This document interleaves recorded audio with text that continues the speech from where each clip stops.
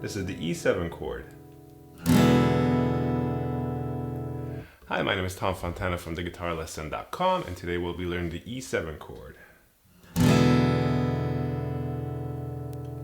Now if you know the E major, the E7 is really easy because all you basically need to do is take your ring finger off that string. So what's left is the first finger at the first fret of the G string and your middle finger on the second fret of the A string. And you're strumming all the strings with this chord.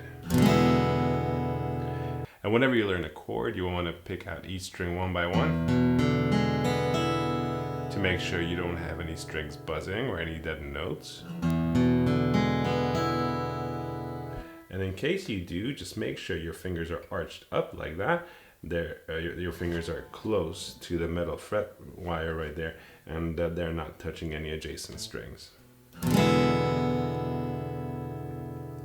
Now let's practice the E7 a bit by using the chord on, chord off technique. So we'll just be holding down the chord, strum, take your hands off, wiggle them around a bit, chord back on, strum, chord off.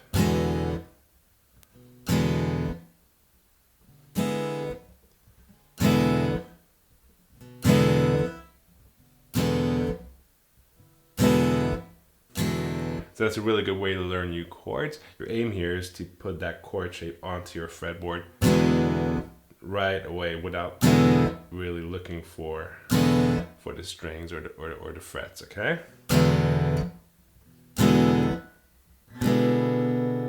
And that's how you play the E7 chord.